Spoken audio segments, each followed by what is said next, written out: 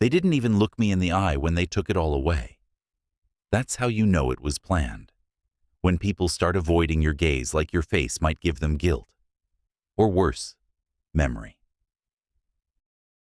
My name is Alan Cross. I'm 62 years old, and until last Tuesday, I was the senior facilities manager at Danton & Company. 35 years. Not a typo, not a roundup. 35 years to the day. I started on a rainy Monday in June of 1990, back when we still had punch cards and people said good morning like they meant it. I was a lanky kid with a toolbox and a crew cut. My first job was fixing the CEO's broken chair. By lunch, I'd rerouted the emergency backup generator and rewired the server room. They gave me a permanent desk the next day. That desk sat in the northeast corner of the floor for 3 decades.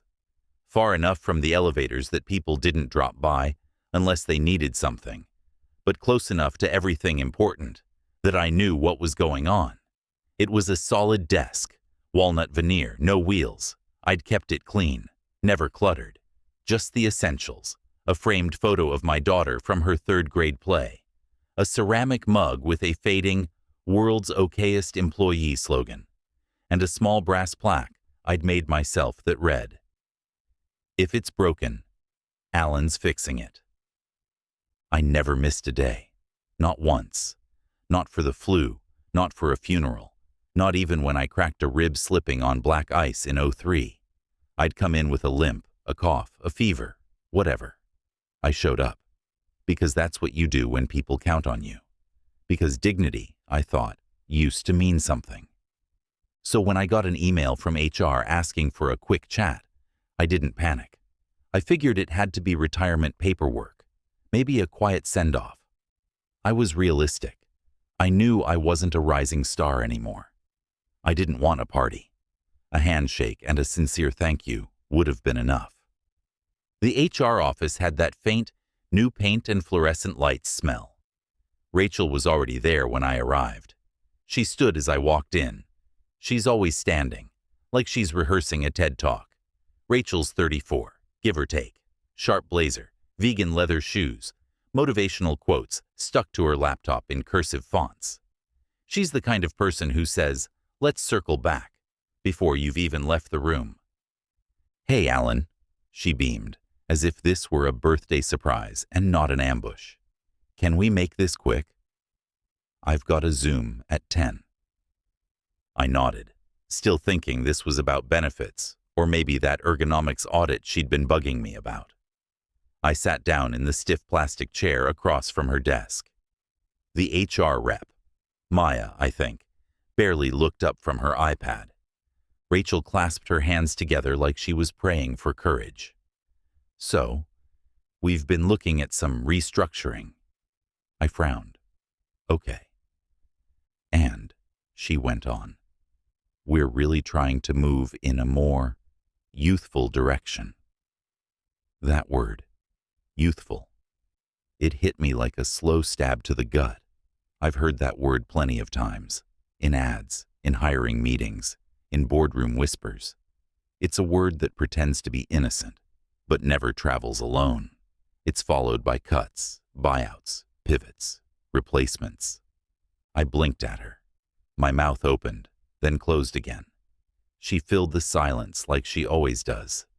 "This isn't a reflection on your performance," she said quickly.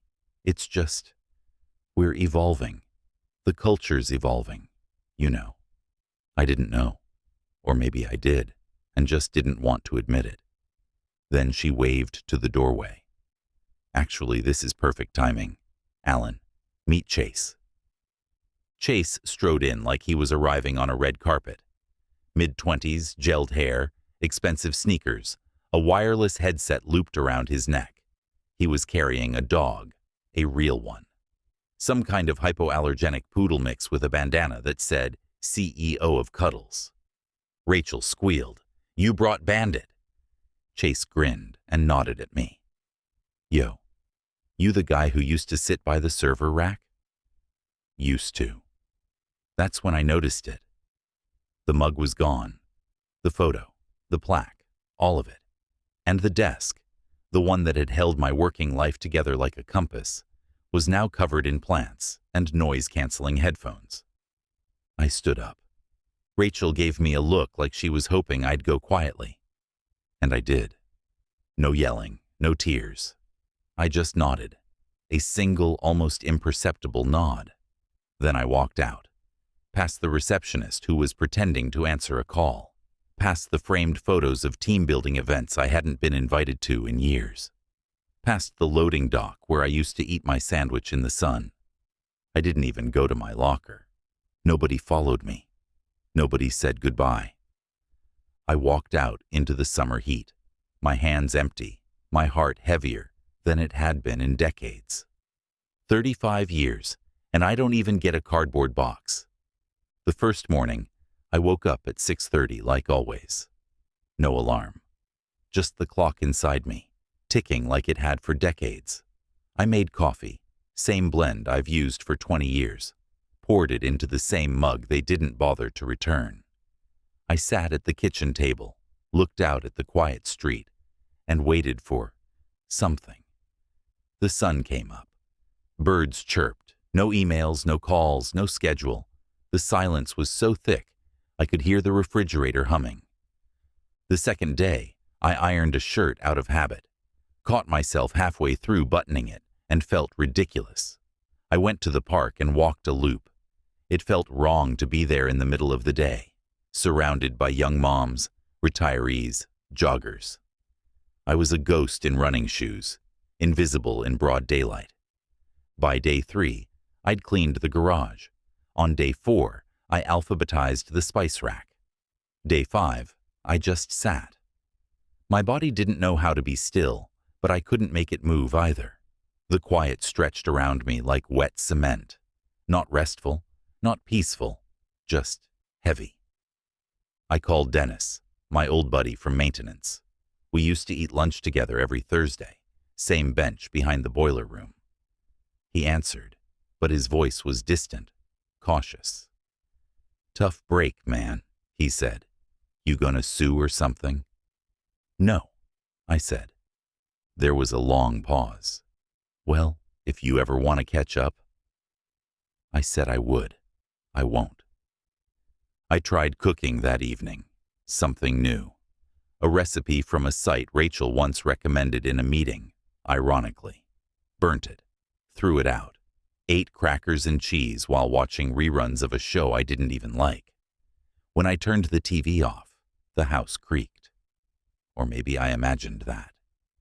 Memories kept popping into my head like stray radio signals. I remembered teaching Marisol how to reset the mainframe during the 2011 blackout. She was so scared of messing it up, hands shaking, but I guided her through it. Afterward, she hugged me, just once. That was enough.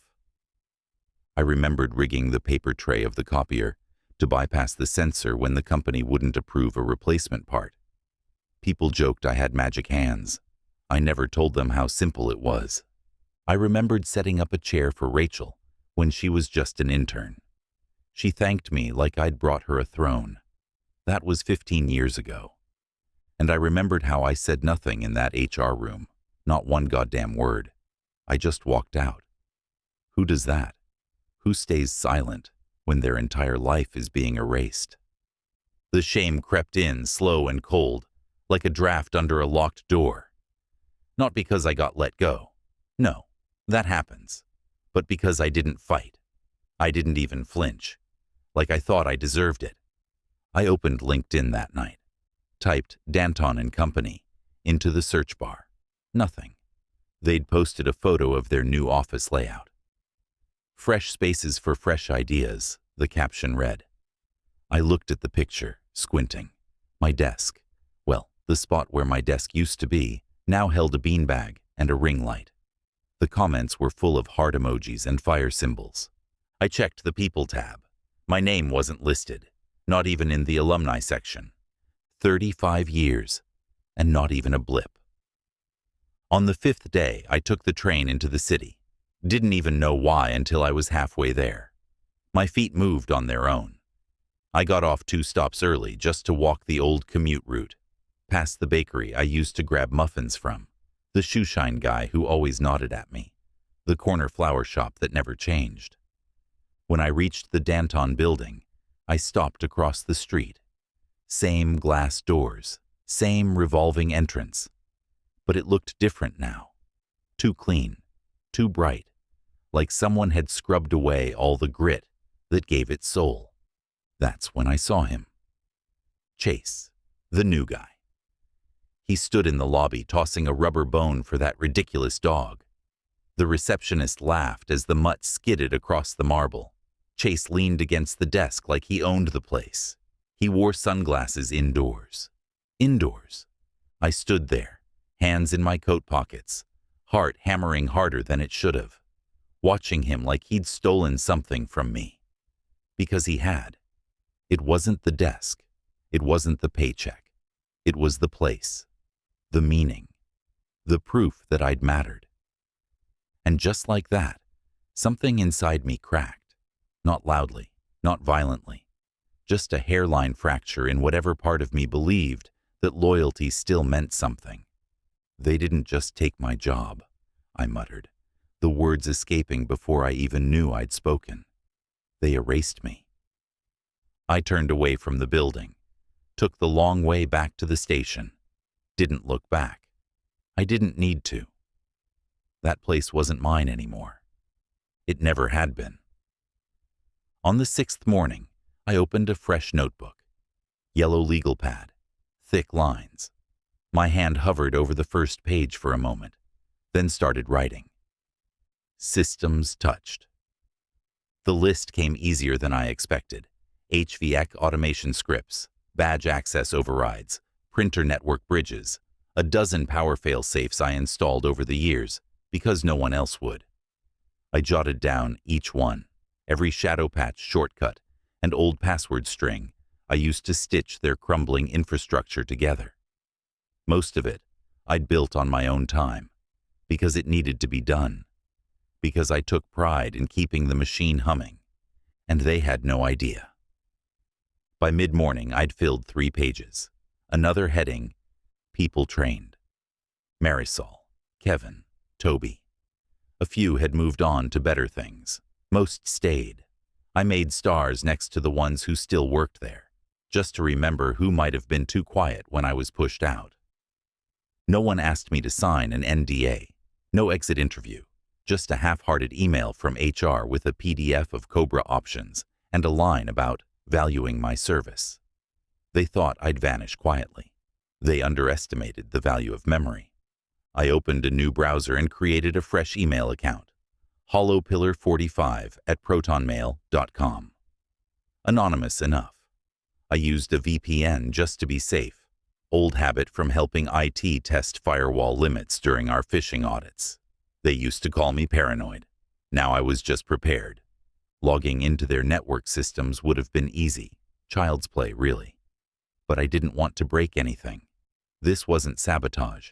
This was a lesson, a wake-up call. They had to feel the absence, not fear me. So I watched instead. Public info was enough.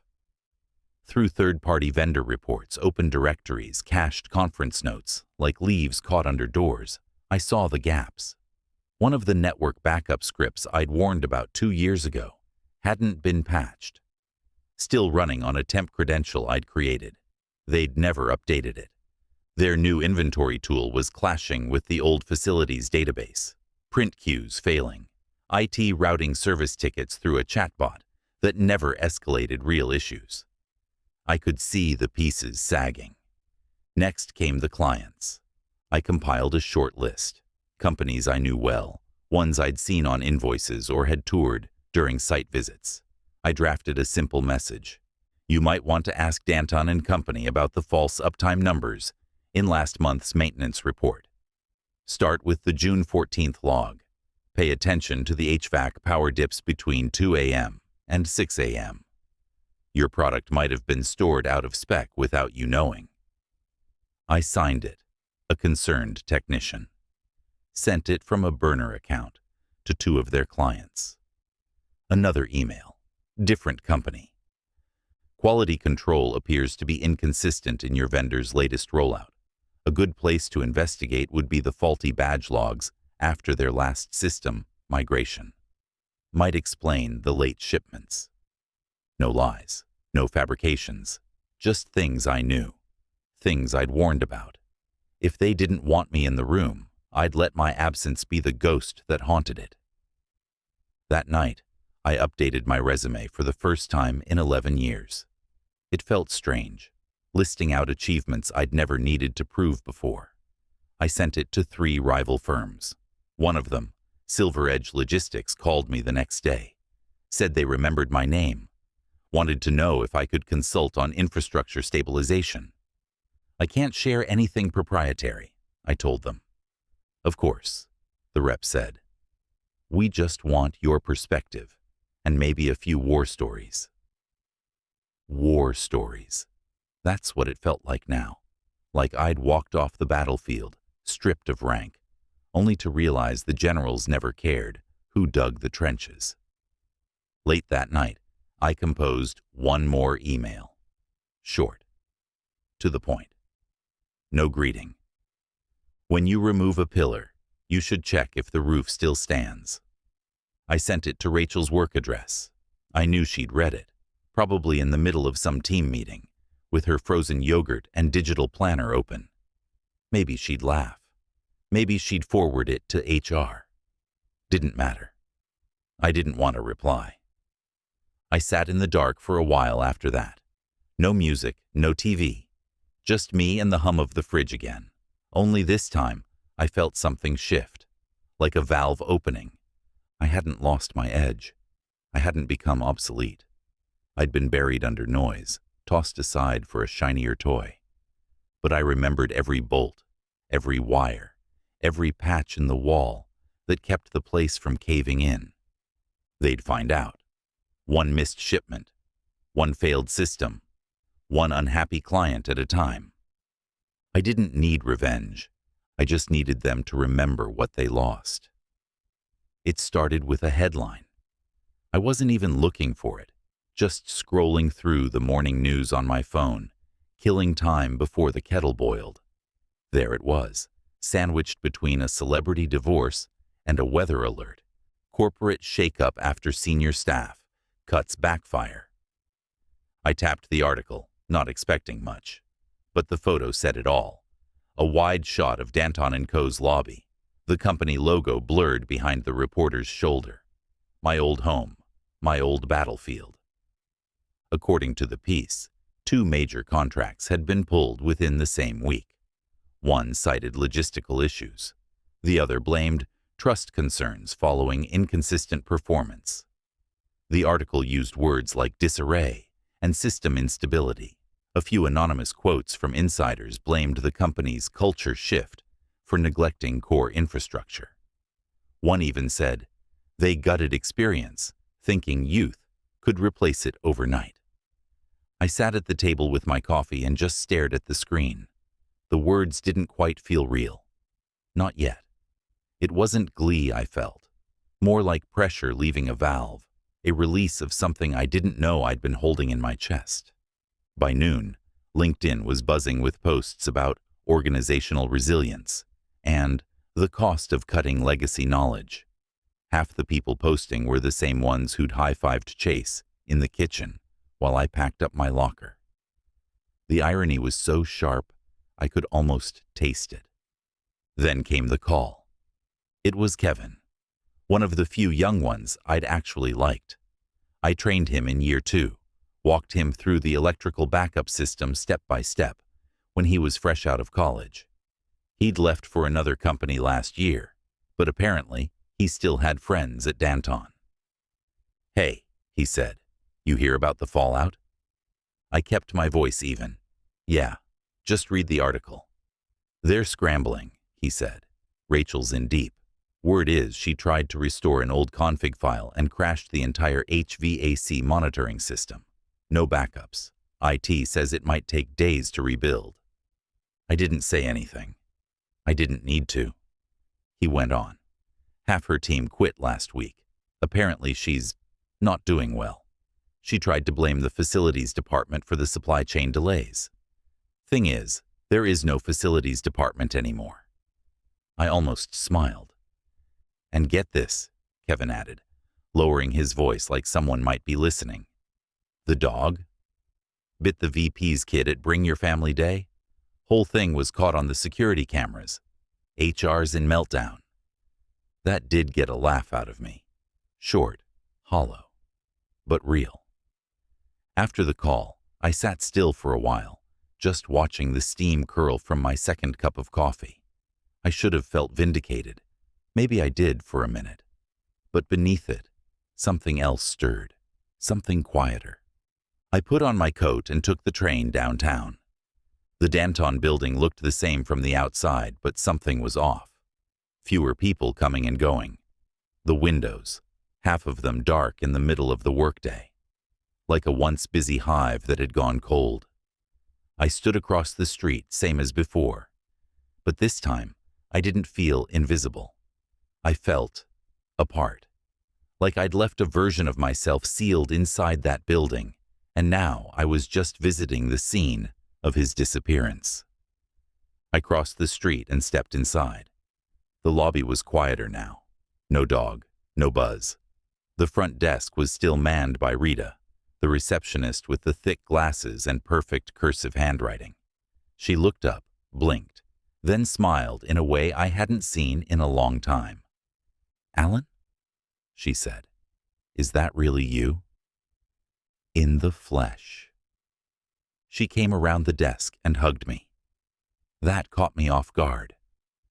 "I didn't think we'd see you again," she said. "It's been crazy here." "I read," I said. She shook her head. "Rachel hasn't been the same since that week. She doesn't even use the break room anymore. Stays holed up in the office or pacing the hallway. I don't think she expected it to fall apart so fast." "She thought I was just a piece of furniture," I said quietly. Rita gave me a look. "You were the load-bearing kind." I thanked her and left not long after. I didn't belong there anymore. I'd spent too long holding that place up for people who never looked down to see what they were standing on. Back home, I sank into my recliner, the one piece of furniture I always made time to fix, to oil, to keep steady. My hands rested on the arms, fingertips brushing worn leather. I thought about Rachel, about Chase, about the servers and cables and maintenance logs, about the 20,000 quiet tasks I did without anyone asking. I didn't want them to fail. I never wanted them to fail. I just wanted them to remember who built the walls. The call came on a Thursday afternoon, just as I was finishing a jigsaw puzzle I'd been ignoring for weeks. A voice, young, excited, unsure, asked if I was Alan Cross. I almost said no, just to test what would happen.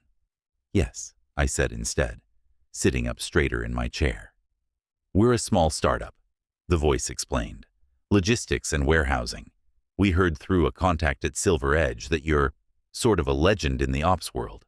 We were wondering if you'd be open to consulting." It took me a few seconds to respond. Not because I didn't want to, but because part of me still thought I'd disappeared the day I left Danton and Company.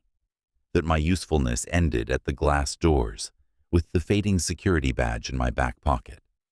"I'd be open," I said, already reaching for a pen. The next few weeks surprised me. Not because they wanted my help, that part made sense, but because of how they listened, not just politely but fully. They asked questions and took notes like every word I said had weight. They'd never heard of the old punch card system, had no idea what running cabling through concrete walls used to involve. But they leaned in when I spoke. They said thank you. Genuinely. One of the interns, a kid named Eli, asked if I could walk him through how I'd stabilized a warehouse routing system with a single backup generator. "They don't teach this stuff anywhere," he said. "It's not in the manuals." I laughed. That's because it wasn't in the system. It was behind it, under it, between the cracks. And that's when the idea hit me. I started writing. At first, it was just a few notes in a composition book, the kind with the black marble cover. But the pages filled fast. Systems I built, mistakes I'd made, things I wished someone had told me when I was starting out. I wrote late into the nights, sometimes pausing only to stare out the window and think about all the invisible work people forget to see. I called it Invisible Hands, building what they forgot. Not a manifesto, not a revenge piece, just truth. Clear, honest, useful truth from someone who'd spent a lifetime holding up the weight without asking for credit. It took 3 months before I got an email from a tech conference organizer. They'd heard about my consulting, seen a few early drafts of the book. They wanted me to speak on operational resilience. I almost said no. I hadn't stood behind a podium in years, but I said yes. The room was bigger than I expected. Full.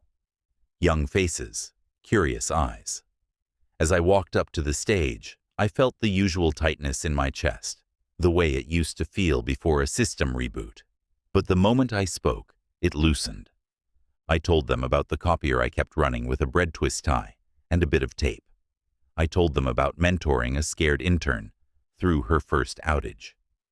I told them what it means to be invisible, and how being invisible doesn't mean being useless. It just means being relied on so completely, people forget you're there.